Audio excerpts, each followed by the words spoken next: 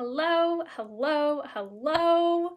It's my first time going live in here, and I am super excited. It took me a second. To get the hang of the group, but I am here. My name is Sarah Small. I am an author, I am a podcast host, and I am a coach for empath entrepreneurs.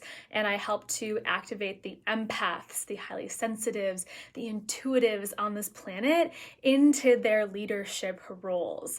I truly believe that this category of people, the highly sensitives, the empaths, the intuitives, are so divinely suited to guide and lead and mentor and use their intuition to have immense impact on the planet. But many of us align with this energy of introvert or energy of this ability being something that is a weakness or a wound. And I want to help you reframe that today. So, do you also identify as either empath, highly sensitive, or intuitive entrepreneur? If so, I would love for you to just drop a heart in the chat box below, and then I can see that you guys are listening and make sure my chat feature is working as well, and I can answer any questions you have. I also train coaches in 10 different modalities so that they can feel confident and competent in facilitating lasting change with their clients. And it's so powerful to see then these women go out and share that with the world, especially when they come to me feeling like I'm the introvert. The world is so much energy to take in and so much energy to digest. Where do I begin? And so I love helping entrepreneurs on this path. So let me know if you also are an empath, intuitive, or highly sensitive. And I want to chat today about 3 tips I have for creating success as an empath entrepreneur in the online coaching industry. And like I mentioned before, I so often see women who feel like they're cursed by this. So I also want to know, maybe drop a 1 in the chat box if you feel like this is something that has felt like a weakness, has felt like a burden, has felt like a curse in some way, in any way in your life, because I can totally relate to that. I felt that way. I used to have daily panic attacks, sometimes 3 or 4 panic attacks a day. I used to avoid crowded places like the plague.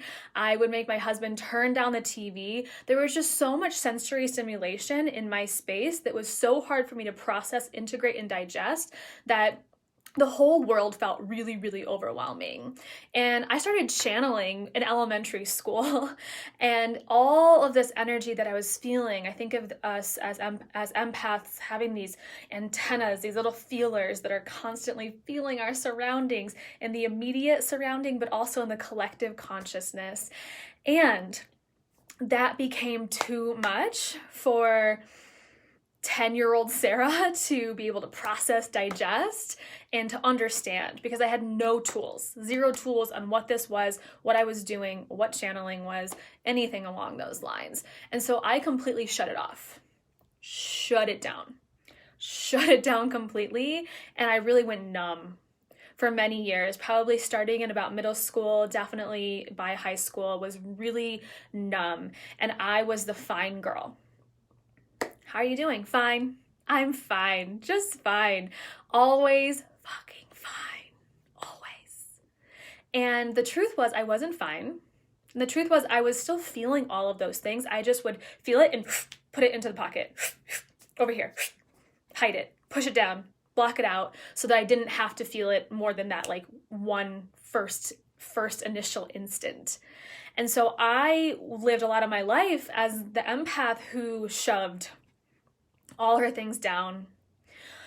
And that war on my body, and especially my physical body, ended up being diagnosed with several autoimmune diseases, chronic illness, and having a lot of physical symptoms that I didn't realize were related. But now I absolutely realize are 100% related. And it was up until my mid-20s that I had kept it shut off. This thing is a weakness. It's too hard to deal with this thing. I don't want to be this highly sensitive person, so I'm just going to shut it off, keep piling things down there. And I've lost both of my brothers, both of my younger brothers. I lost my brother Jordan 5 years ago. And that loss of that shock in the loss and the aftermath of that loss was really what cracked my heart back open to my intuition, into being an empath, and no longer shove.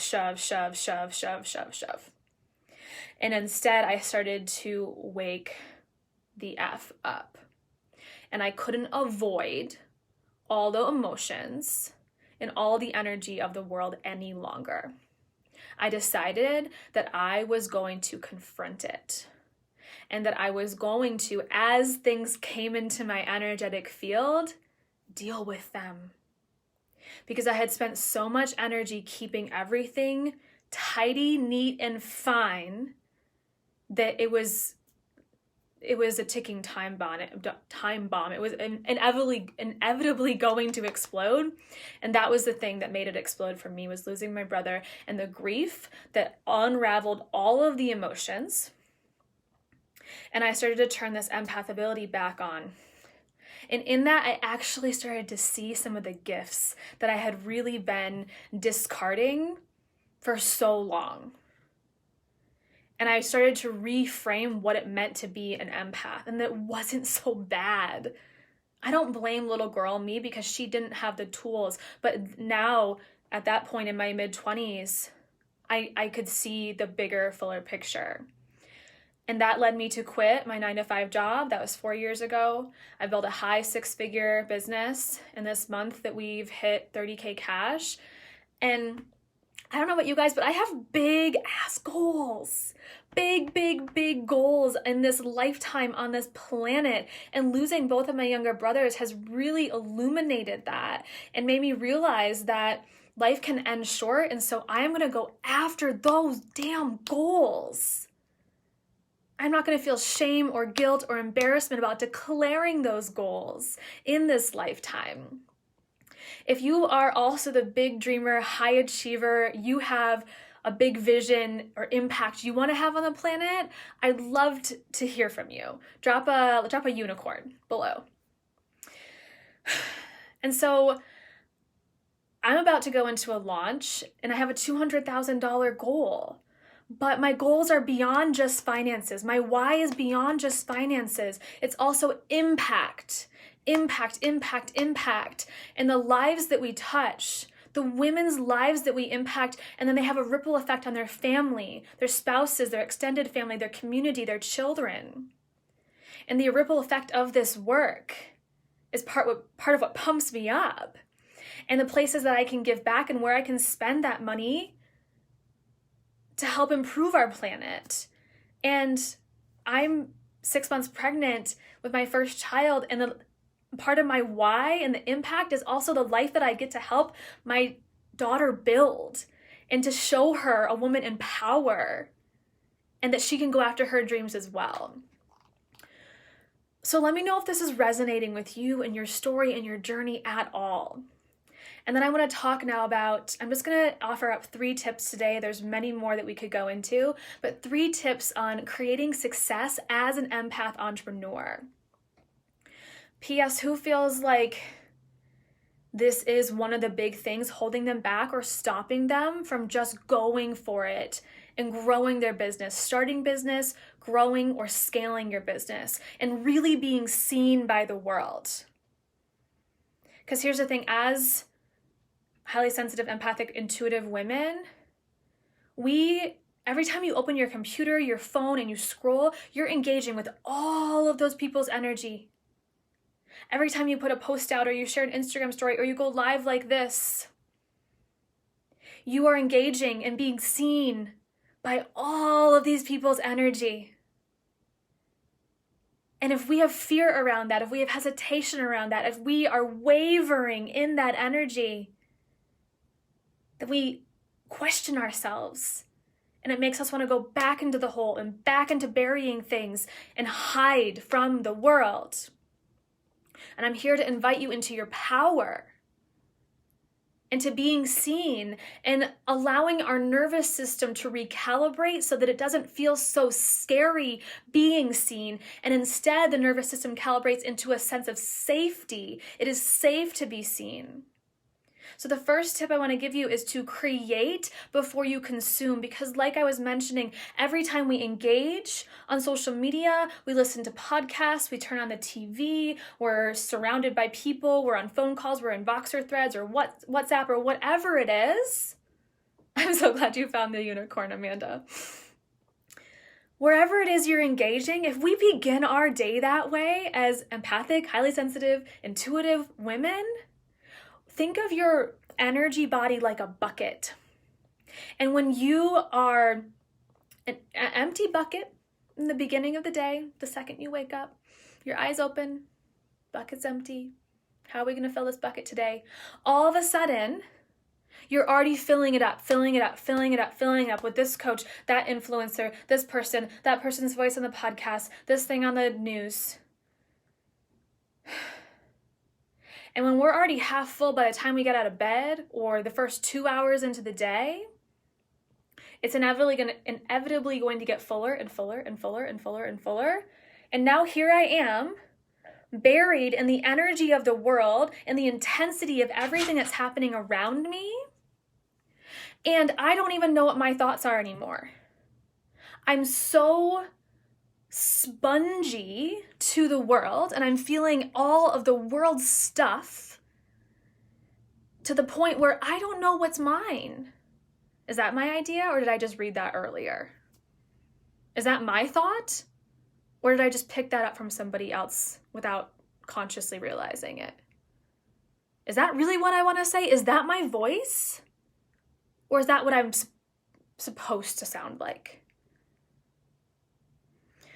When we're so spongy and we are the bucket that is spilling from the energy around us, it's really hard to know what your voice sounds like unless you create first. And it's because it's not bad to listen to podcasts and read books and all the things, stay informed. But if you dive into that right away as an empath entrepreneur, you're going to get lost in the thought and the energy, the sea of energy. And your voice is going to feel confusing instead of grounded, powerful, and clear with who you are and what you stand for and what your voice sounds like. You feel me? Give me some hearts if you feel me. That's tip 1.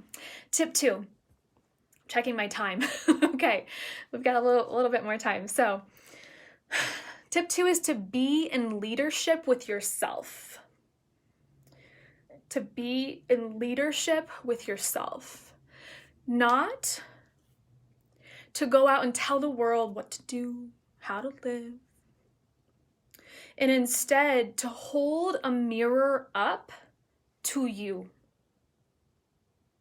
to yourself, to see yourself, to look yourself in the eyes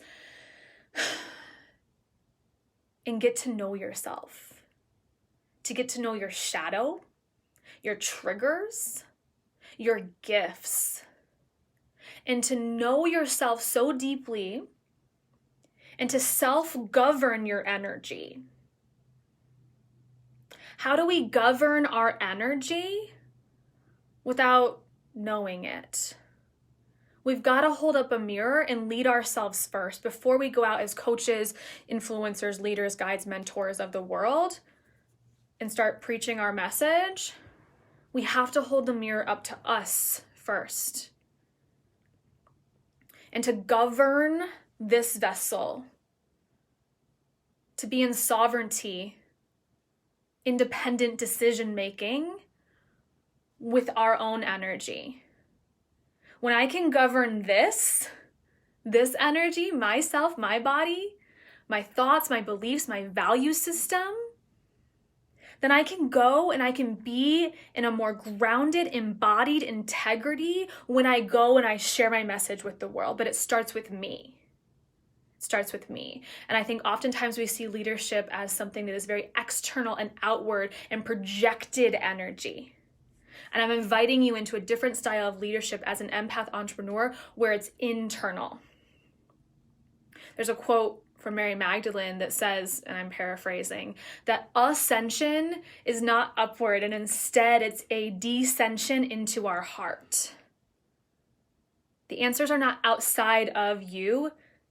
It's in you. When you self-govern and hold the mirror up, then you're going to have insane impact on the world. But it starts right here, which really leads me into the third and final point that I want to make today, which is to use your intuition in your business. So we have this beautiful gift, and yet it's like we forget, or we disregard it, or we don't trust it. Oftentimes it's that women don't trust it. Can I really trust that? Is that really true? And so there's this disconnect because they're receiving the messages, but they're not acting upon the messages. They're not actually listening, or if they're listening, they're still shoving down.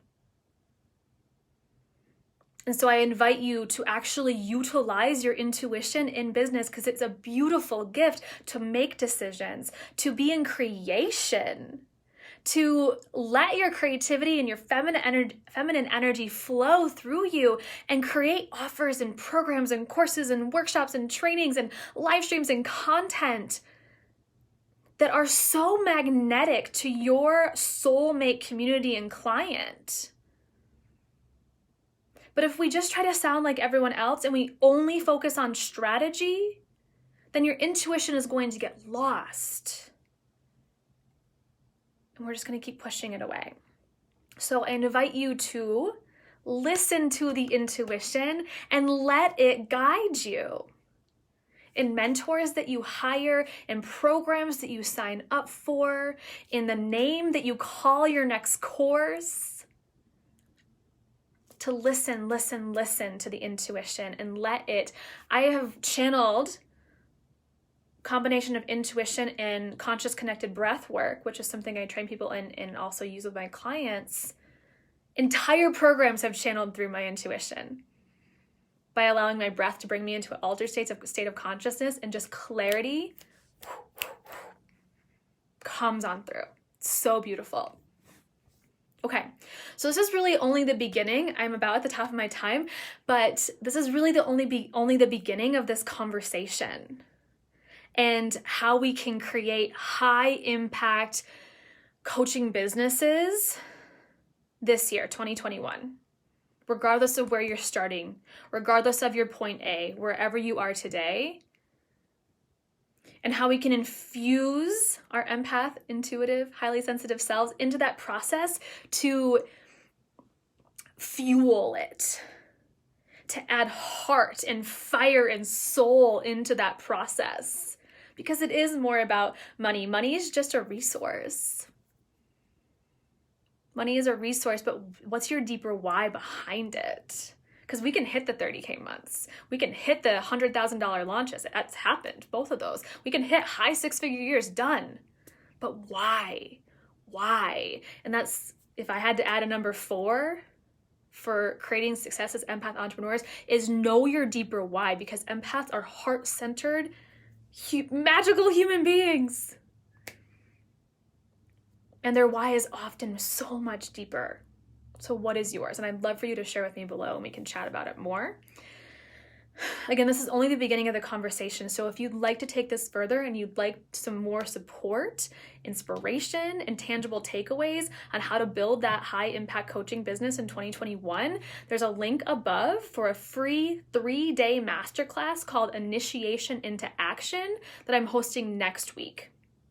So go ahead, just click above. All you need is your name and your email. You're in. I'll see you in the masterclass next week. And I can't wait to get to know all of you so much better. Thanks for tuning in. Bye.